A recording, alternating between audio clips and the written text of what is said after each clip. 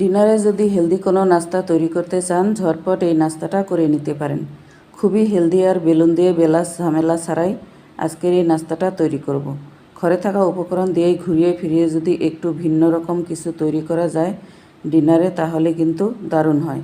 বাচ্চারা তো এই নাস্তাটা ভীষণ রকম পছন্দ করে, বড়রাও কিন্তু কম নয়। চলুন তাহলে রেসিপিটা দেখে নেওয়া যাক। এই রেসিপিটা বানানোর জন্য প্রথমে আমি নিয়ে নিব 2 কাপ পরিমাণে আটা, স্বাদ মতো লবণ, 1 চা চামচ পরিমাণে চিনি। তো শুকনো উপকরণগুলো ভালোভাবে মিশিয়ে নিতে হবে। এবার দিয়ে দিব 1 টেবিল চামচ পরিমাণ সয়াবিন তেল। তেলটা দিয়ে খুব ভালোভাবে ডলে ডলে ময়াম দিতে হবে। আপনারা চাইলে আটার পরিবর্তে ময়দা দিয়েও এই নাস্তাটা তৈরি করতে পারবেন। আমি এখানে প্যাকেটের আটা ব্যবহার করছি। এখন অল্প অল্প করে নর্মাল তাপমাত্রার জল দিয়ে ডোটা মেখে নিতে হবে। এই ডোটা সফট করে মেখে নিতে হবে। এখানে কিন্তু কোনো রকম গরম পানি ব্যবহার করা যাবে না। ডোটা যখন মাখানো হয়ে যাবে তখন হালকা একটু তেল দিয়ে আবারও উল্টে পাল্টে ঢেকে রেখে দিব। অন্য পাশে নাস্তার জন্য পুর তৈরি করব। এবার প্যানের মধ্যে দিয়ে দিব 1 টেবিল চামচ পরিমাণ সাদা তেল। তেল গরম হওয়ার পর এখানে দিয়ে দিব 2টি ডিম। সামান্য একটু লবণ দিয়ে তারপর অনবরত নেড়েচেড়ে ডিম ভুনা বানিয়ে নেব। আর ডিমটাকে কিন্তু জাল করে শক্ত করে ফেলা যাবে না, লো আছে হালকা একটু সেদ্ধ করে নিতে হবে। তো ডিম রান্না হলে খুব দ্রুত তুলে নিতে হবে। এবার ওই প্যানের মধ্যে আরও 1 টেবিল চামচ তেল দিয়ে তারপর দিয়ে দিব একটা মিডিয়াম সাইজের পেঁয়াজ কিউব করে কাটা। তারপর দিয়ে দিব 2টি কাঁচামরিচ কুচি। ঝালটা কম বেশি করতে পারেন। যখন পেঁয়াজ হালকা একটু লাল হয়ে যাবে তখন এর মধ্যে দিয়ে দিব সরু করে কাটা আলু।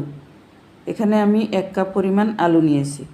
আর তার সাথে 1 চিমটির মতো লবণ দিয়ে উল্টে পাল্টে আলুটাকে একটু ভেজে নিব, যাতে হালকা একটু নরম হয়ে আসে। একদম লাল করে ভাজার কোনো দরকার নাই। যখন আলু একটু নরম হয়ে আসবে তখন দিয়ে দিব আগে থেকে রান্না করে রাখা ডিম ভুনা। সাথেই দিচ্ছি আধা চামচ গরম মশলা। এরপর চুলার আঁচ মিডিয়ামে রেখে এই পুরটা নেড়েচেড়ে রান্না করে নিতে হবে। এবার দিয়ে দিব ধনেপাতা কুচি। ধনেপাতা কুচি দিয়ে আরও 1 মিনিট নেড়েচেড়ে পুরটাকে নামিয়ে নিব। এই পুরটা দিয়ে নাস্তা তৈরি করলে ভীষণ মজার হয়। এই দিকে দেখুন 10 মিনিট পর ডোটা একদম সফট আর স্মুথ হয়েছে। তো আমাদের এই নাস্তা তৈরি করতে এরকমই সফট একটি ডো লাগবে।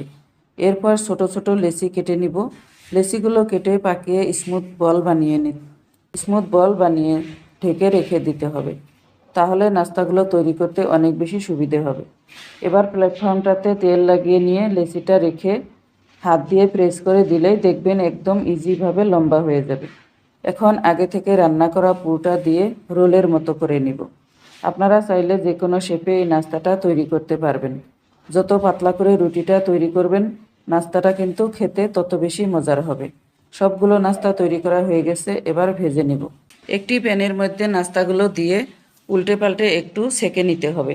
প্রথম পর্যায়ে কিন্তু কোনো রকম তেল দেওয়া যাবে না, তাহলে কিন্তু নাস্তাগুলো দেখতেও ভালো লাগবে না আর খেতেও ভালো লাগবে না। যখন হালকা লাল লাল হয়ে যাবে এক পাশ, তখন উল্টে দিতে হবে। এই পর্যায়ে রান্নার তেল 1 টেবিল চামচ 4-5টাতে দিয়ে আবারও উল্টে পাল্টে ভেজে নিতে হবে। এখন নাস্তাটা লাল লাল করে ভেজে নিব। একবার হলেও এই নাস্তাটা ব্রেকফাস্ট অথবা ডিনারে তৈরি করে দেখতে পারেন। আপনার ফ্যামিলির সবাই পছন্দ করবে, আর বাচ্চারা তো একদম কেড়ে কেড়ে খাবে।